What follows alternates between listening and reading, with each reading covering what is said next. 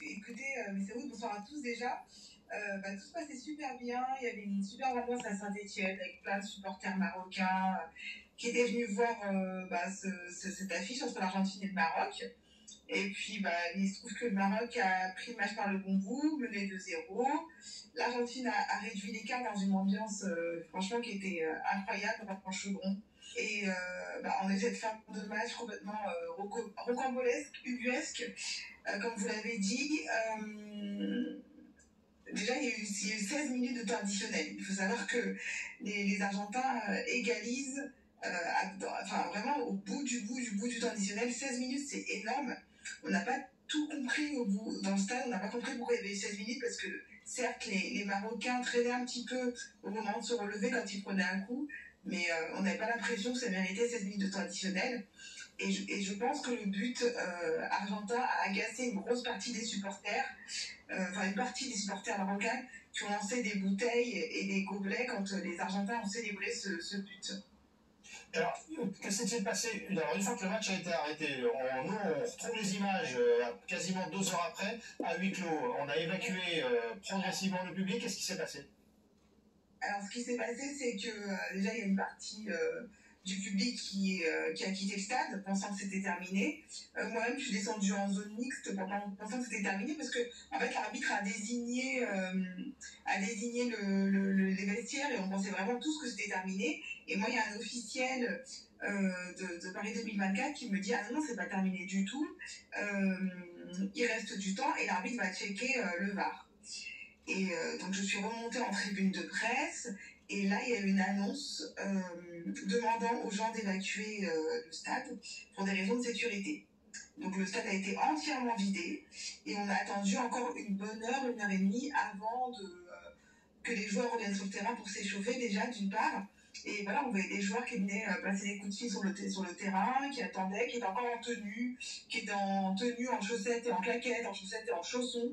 Voilà, donc eux aussi patientaient et ils ne savaient pas, les joueurs ne savaient pas ce qu'ils allaient faire, s'ils allaient reprendre ou pas, ils ne savaient pas si le but était accordé ou pas. Et dehors, c'était très drôle parce qu'on entendait les supporters faire la fête en dehors du stade. Ils ne savaient pas non plus le résultat du match. Incroyable. Merci infiniment, Siani, pour votre témoignage, pour mieux comprendre ce qui s'est passé en marge de ce match entre l'Argentine et le Maroc. Merci infiniment. Et ça nous plonge un peu plus encore dans l'embarras avec ce qui s'est passé. Quelques réactions et vous nous direz si c'était honteux pour le foot, ce match entre l'Argentine et le Maroc. Nicolas Otamendi, le défenseur de l'Argentine, qui a déclaré cet historique: rien de tel n'est jamais arrivé. Le Maroc ne voulait pas reprendre la partie et nous non plus. On a attendu 1h40, personne ne nous a rien dit. Cela vous rend impuissant parce que ce sont les Jeux Olympiques. Il y a aussi la réaction de son opposant Achraf Hakimi, le défenseur du Paris Saint-Germain et du Maroc, qui déclare: nous avons débuté les Jeux Olympiques par une victoire importante.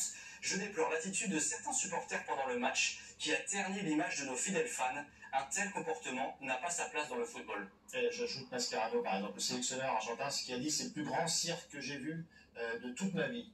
Stéphane, c'est honteux pour le foot aux Jeux Olympiques de faire pour les supporters de foot, il faut encore que ce soit conduit, certains évidemment, ouais. C'était pas, et Siani nous a dit que l'ambiance était extraordinaire jusque-là, donc il y a encore eu quelques excités qui ont gâché la fête. Effectivement, après, est-ce qu'il y a besoin de 2 heures pour reprendre le match? Ça paraît assez ubuesque, quoi. C'est pour évacuer tout le monde, non?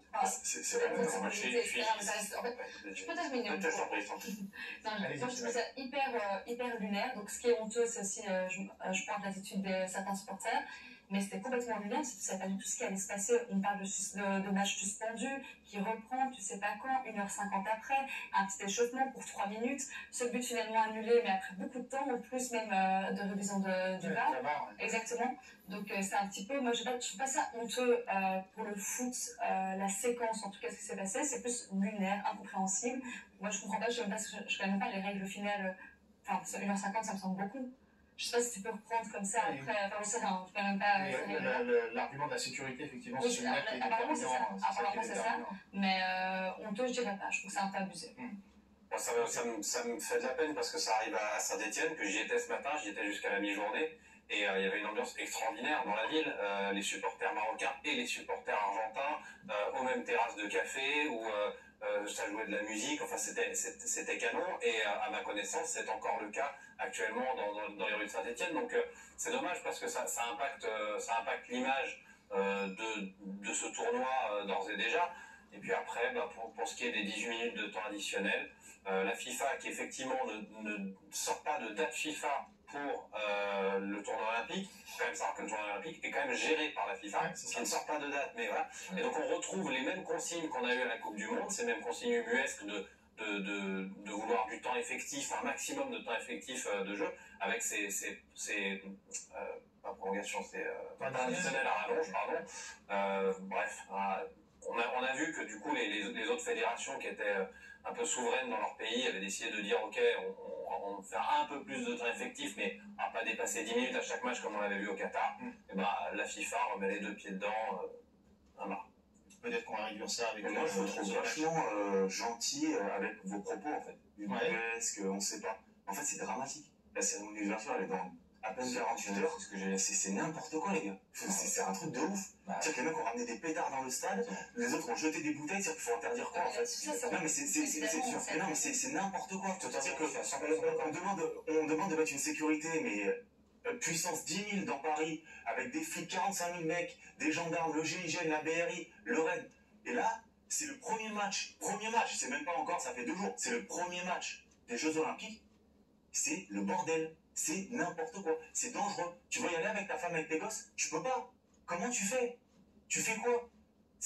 Moi, ça me rend ouf. En fait, du coup, tu fustiges qui, la sécurité? Oui, c'est ça. Les gens. Parce que la sécurité, mais tu veux faire quoi de plus? Mais tu veux faire appelle une bombe agricole, ça s'appelle un polonais. En taille de pétard, ça s'appelle un polonais. C'est gros comme ça. Ok, mais c'est dramatique. Si tu me dis que c'est facile de faire rentrer ça, alors que il y a un moment où il faut que les gens se responsabilisent aussi un peu, tu vois ce que je veux dire? Les gens, c'est pas possible, les gars. La pelouse, j'ai écouté M. Darmanin dire que bon, il y a quelques petits détails à régler, sauf qu'au Parc des Princes, il y a des gens qui sont restés 3 heures dehors et qui ont raté la première mi-temps de l'Espagne-Ouzbékistan. Les JO, la cérémonie n'a pas commencé, n'a pas eu lieu, et qu'il y a des problèmes soit de sécurité, soit d'organisation. Donc là, je rejoins 100%.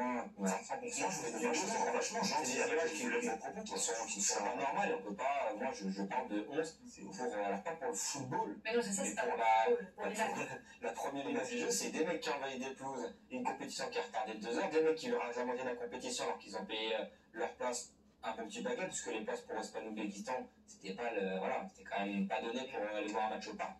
Donc pour un premier jour, mais c'est quand même tellement de foot, tu dis c'est pas l'image du foot, mais je suis désolé de le dire, c'est quand même beaucoup de football et les supporters de football avec qui il y a des problèmes comme ça. Enfin, il y a la Coupe du Monde de rugby il y a 6 mois en France, t'avais Nouvelle-Zélande, Irlande avec 60 000 Irlandais dans Paris qui perdent en quart de finale, t'as eu 0 problème. Ils ont perdu 16-15, ils se sont fait ouvrir à la dernière seconde, il y a eu 0 problème. Et là, c'est quand même, c'est dramatique. Enfin, moi je suis désolé, hein, mais moi je trouve ça choquant. Hein. C'est un débat sur lequel j'irai pas forcément sur le distinguo rugby-foot, mais là où ça me gêne dans l'organisation des Jeux, c'est que tout le monde fait de son mieux, il n'y a pas de problème, et qu'il faille essuyer les plates sur certaines compétitions, je le comprends, mais là c'est quand même très gênant que ce soit du football dans les stades de foot. Et que donc les 2 problèmes qui arrivent, c'est sur 2 matchs de foot, c'est qui sont mais il faut le dire, c'est pour ça qu'on évoquait ce problème du foot. On termine là-dessus, Stéphane? C'est mieux point. On termine là-dessus. Pas nécessairement. On vient à la cérémonie d'ouverture, un petit peu de sourire avec Jérémy, les indiscrets.